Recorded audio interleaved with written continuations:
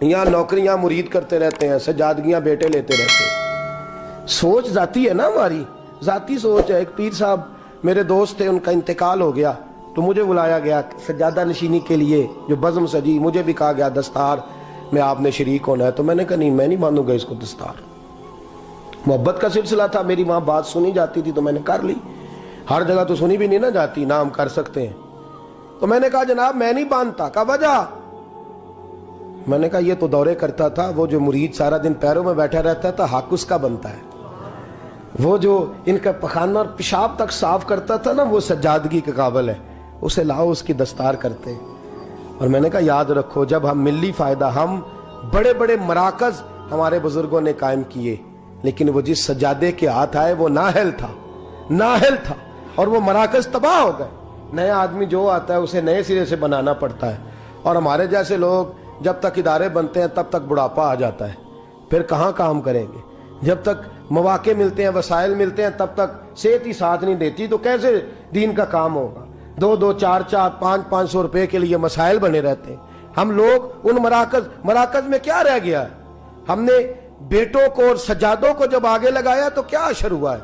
مزارات پہ وہ لوگ بیٹھ گئے ہیں جو بندروں کا ناچ دیکھتے ہیں، وہ لوگ آج درباروں کے سو گئے۔ آپ لوگ یہ درد ہے، اس درد کو سنیں، خوگر حمد سے تھوڑا سا گلا بھی سن لے۔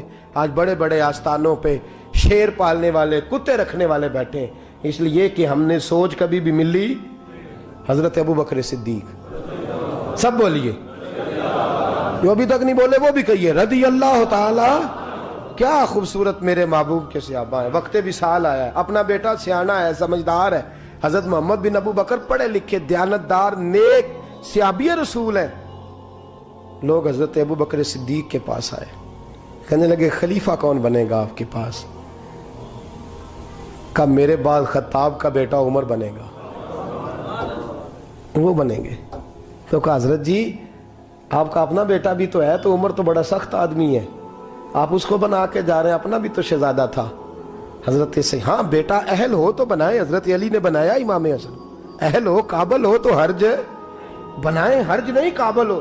حضرت سیدنا ابو بکر صدیق رضی اللہ تعالیٰ عنہ ملت کی بات کرتے ہیں، قوم کی بات کرتے ہیں، اسلام کی بات کرتے ہیں، فرمانے لگے بھائی میں قبر میں جاؤں گا تو مجھ سے اللہ تعالیٰ پوچھے گا کہ تو میرے محبوب کی امت کا نگہبان تھا، بتا ڈوری کس کے ہاتھ میں دے کے آیا ہے؟ تو میں اللہ کی بارگاہ میں یہ جواب دینا چاہتا ہوں کہ اس کو دے کے آیا ہوں جو تیرے نبی کی امت کا سب سے زیادہ خیال رکھے گا۔ لہذا بیٹے کو ترجیح۔ حضرت عمر کے انتقال کا وقت آ گیا۔ بھئی بیٹے پیارے کسے نہیں ہوتے؟ بیٹے پیارے ہوتے ہیں کہ نہیں؟ بولیے، اولاد بڑی پیاری چیز ہے۔ حضور نے فرمایا ہے کہ اولاد انسان کے جگر کا پھل ہوتی ہے، جگر کا، میری طرف دیکھیے، اولاد جگر کا پھل ہوتی ہے، جگر کا اولاد کسے نہیں پیارے ہوتے؟ حضرت عمر کے بیٹے عبداللہ ابن عمر رضی اللہ تعالی، جن کے بارے میں میرے نبی پاک نے فرمایا راجل صالح، یہ بڑا صالح مرد ہے۔ حضور نے گواہی دی کہ عمر کا بیٹا بڑا راجل صالح مرد ہے، مرد کہا حضور نے اور صالح کہا۔ حضرت عمر فاروق کا بیٹا، ایک بہت بڑے مفتی تھے، فتویٰ شرعی یہ ہے کہ جب عورت کو دن آئے ہوں، طہر آیا ہو، تو اس کو طلاق نہیں دینی چاہیے، پاک ہونے کا انتظار کرنا چاہیے۔ ایک دفعہ حضرت عبداللہ ابن عمر کو بڑا غصہ تھا، بیوی نے کوئی ایسی بات کر دی تو ایام طہر میں، حیض کے دنوں میں طلاق دے دی۔ حضرت عبداللہ ابن عمر رضی اللہ تعالیٰ عنہ نے یہ کام کیا۔ حضرت فاروق اعظم کا وقت وصال آیا، لوگ آئے، حضرت عمر فاروق نے بلایا، فرمایا مجھے مشورہ دو میں کس کو امیر بناؤں؟ 11 بندے حضرت عمر کو مشورہ دیتے ہیں کہ اپنے بیٹے کو بنا دیں، عالم بھی ہے، فاضل بھی ہے، اور مصطفیٰ نے جسے نیک کہا ہے پھر وہ بڑا ہی نیک ہوگا نا، جسے حضور نے نیک کہا۔ کتنے لوگوں نے مشورہ دیا؟ بولیے۔ حضرت عمر فاروق رضی اللہ تعالیٰ عنہ نے فرمایا جو میرے بیٹے کا نام لیتے ہیں وہ اٹھ کے چلے جائیں، جو میرے بیٹے کا نام لیتے ہیں وہ نکل جائیں، اٹھ جائیں۔ کہا حضور کیا مطلب؟ فرمایا جسے اپنی بیوی کو طلاق دینے کا طریقہ نہیں آتا اسے مسلمانوں کا حکمران بنا دو، جسے طلاق نہیں دینی آتی وہ مسلمانوں کا حکمران بن جائے، تباہی کرے۔ خبردار کوئی میرے بیٹے کا نام نہ لے۔ حضور پھر کس کو بنائیں گے؟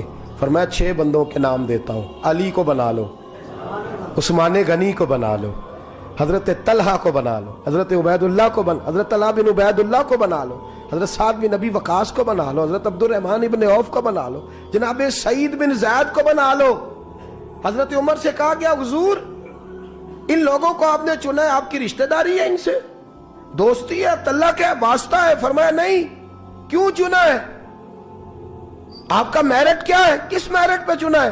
فرمایا یہ وہ 6 بندے ہیں جن سے وقت وصال تک میرے نبی راضی رہے ہیں صلی اللہ علیہ. تو میری قومی سوچ ہے, ملی بات کرتا ہوں, ملت اسلامیہ کی بات کرتا ہوں کہ جن سے مصطفیٰ راضی رہے ہیں ان کا حق بنتا ہے, وہ پرہیزگار ہیں, وہ متقی ہیں, وہ چلا سکتے ہیں قوم. ہماری سوچ ذات تک اڑ گئی ہے, جاگ کے بیٹھیے, ہماری سوچ ہماری ذات تک اڑ گئی ہے. اس کا نقصان ملت کو اٹھانا پڑ رہا ہے, اس کا نقصان قوم کو سہنا پڑ. 2 کروڑ کی کوٹھی بنا لی ہے پر 10,000 روپیہ گلی میں نہیں لگایا. ہم نے اپنی تھڑی اتنی لمبی چوڑی بنا لی ہے کہ جو بھی گزرتا ہے اس کو تکلیف ہوتی ہے, لیکن ہمیں تو آرام ہے نا, ہمارا تو موٹر سائیکل اندر جاتا ہے کہ نہیں, ہمیں کیا لگے. ہم نے بڑا کر کے پھٹا لگایا ہے, لوگ گرتے ہیں تو گرے, ہمیں اس سے کیا غرض. ہم اس بات کا احساس ہی نہیں کرتے کہ ہماری ذات کو تھوڑا نفع ہے اور ملت کو, قوم کو, اسلام کو اس کا کتنا نقصان ہے. میرے غوث اعظم کا بغداد لٹ گیا, تباہی آ گئی, فساد پھیل گیا. حضرت علی شیر خدا کا نجف اشرف اجڑا, امام حسین کے میدان کربلا میں پھر سے کربلا ہوئی. بتاؤں وجہ کیا ہے؟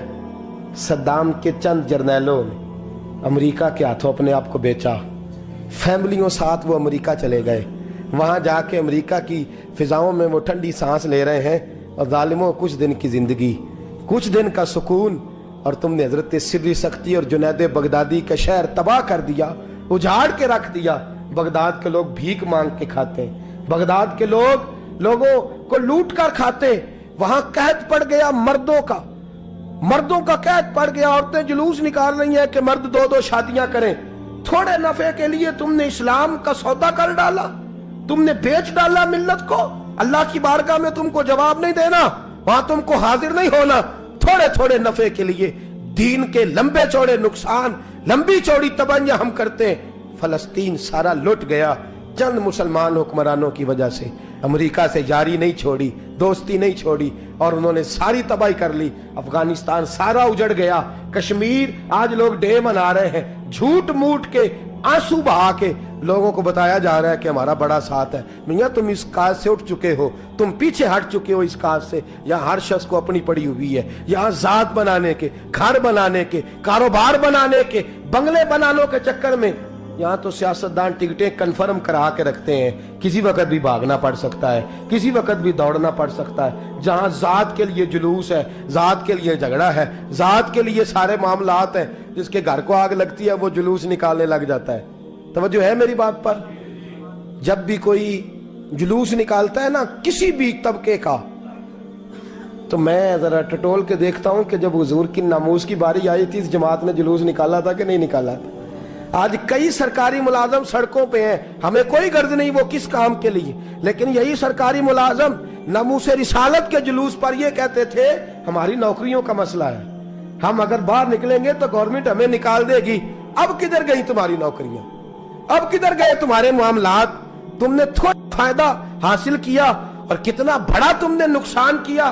رسول اللہ صلی اللہ علیہ وسلم کو تم نے ناراض کیا, اور تم حضور کی شان اور ناموس کی خاطر اپنی اس نوکری کو قربان نہ کر سکے. آج مسئلہ گیا سارا کچھ, آ جاؤ, لوٹ آؤ, در رسول کی طرف آؤ. میرے محبوب کریم صلی اللہ علیہ وسلم کے غلاموں جیسا کردار اپناؤ, اظہار کرو, قربانی دو, دوسروں کا نفع سوچو, دوسروں کی بھلائی سوچو.